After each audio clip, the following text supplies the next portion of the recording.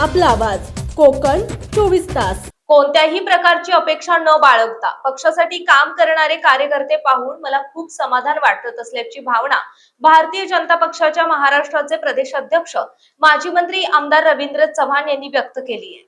आपल्या सर्वांचं कौतुक किती करावं तेवढं कमी आहे। आपल्याला सगळ्यांना बरं वाटावं म्हणून मी हे बोलत नाही,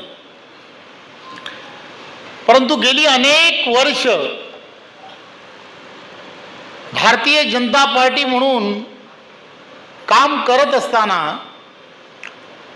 आणि या कोकणामध्ये काम करत असताना हा रत्नागिरी जिल्हा, इथली असणारी भौगोलिक परिस्थिती, इथली असणारी राजकीय परिस्थिती आणि या राजकीय परिस्थितीमध्ये सुद्धा मी जेव्हा उतरतो, बघतो, जाणवतं, योगेशजी कोणताही राजकीय फायदा न मिळवता, काहीही न मिळता सुद्धा हा भारतीय जनता पार्टीचा कडवट कार्यकर्ता आज भारत माता की जय बोलत गावागावात टिकून राहिलाय, म्हणून कौतुक आहे। खरं तर हे मी वारंवार सांगण्याचा प्रयत्न करत असतो। पार्टी अध्यक्ष म्हणून बोलतो, बैठकांमध्ये बोलतो की या सगळ्या कार्यकर्त्यांच्या पाठीमागे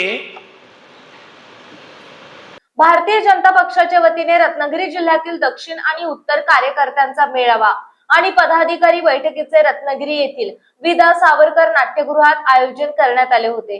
त्यावेळी आपले मनोगत व्यक्त करताना प्रदेशाध्यक्ष रवींद्र चव्हाण यांनी पार्टीचे विचार पुढे घेऊन जायचे आहेत असे सर्वांना आवाहन केले।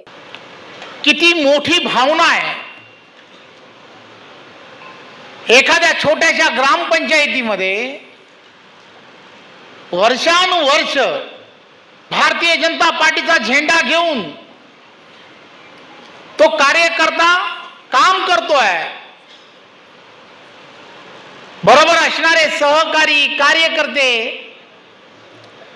हे कार्यकर्ते सगळे मंडळी चर्चा करतात, अरे आपल्या वाडीमध्ये 2 लाखाचा रस्ता सुद्धा आपल्या पार्टीकडून आपल्याला मिळत नाही आणि तरी सुद्धा आपण पार्टीचं काम करायचं। या रोजच्या असणाऱ्या टोमणे, हे रोजचे असणारे विषय आणि तरी सुद्धा पार्टीचा अजेंडा घेऊन, पार्टीचा तो छोटा छोटा कार्यक्रम घेऊन 2-4 कार्यकर्ते बरोबर आहेत नाही तरी सुद्धा पार्टीचा वर्धापन दिन असेल किंवा पार्टीने सांगितलेला कोणताही कार्यक्रम उपक्रम असेल, त्याच्या असणाऱ्या क्षमतेप्रमाणे तो त्या गावामध्ये भारतीय जनता पार्टी आणि भारतीय जनता पार्टीचा विचार जिवंत ठेवण्यासाठी हा दटून राहिला, म्हणून मी आपणा सर्वांना नमन करतो।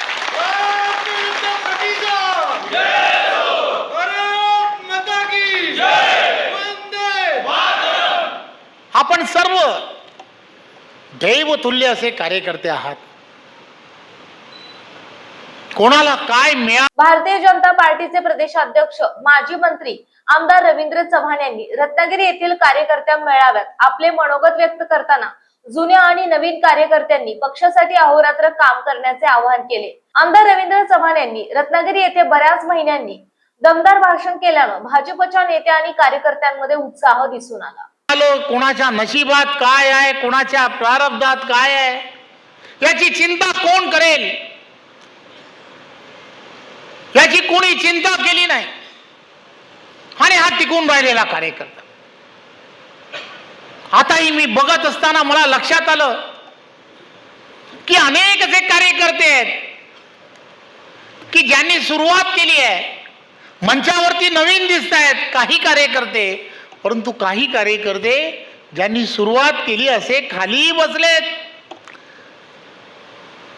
परंतु चिंता नाहीये, मला माझ्या पार्टीचा विचार पुढे न्यायचा आहे. मला तो दिवस आठवतो की ज्या दिवशी संपूर्ण महाराष्ट्रामध्ये जिल्हा परिषदांमध्ये अतिशय घवघवीत यश भारतीय जनता पार्टीला मिळालं, परंतु रत्नागिरीमध्ये आम्ही कुठेतरी कमी पडलो. वर्तमानपत्रांमध्ये सर्व ठिकाणी बातम्या यायच्या की भाजपाला राजकीय पक्ष, परंतु खातंही उघडता आलं नाही. खंत होती, असं का झालं? थोड्या थोड्या मतांनी कार्यकर्ते, 100% दिशेने जाणारे कार्यकर्ते, हतबल झालेले कार्यकर्ते मी पाहिले, परंतु उभारी घेणारे कार्यकर्ते सुद्धा पाहिले. सातत्याने मंडणगड पासून ज्या भागामध्ये विचार पोचला पाहिजे या भावनेतून काम करणारे कार्यकर्ते, आणि या कार्यकर्त्यांनी केलेली प्रचंड मेहनत आज व्यासपीठावरील असणारे आपण आणि हे सर्वजण आपल्या सर्वांच्या मेहनतीने देवेंद्र फडणवीस यांच्या नेतृत्वात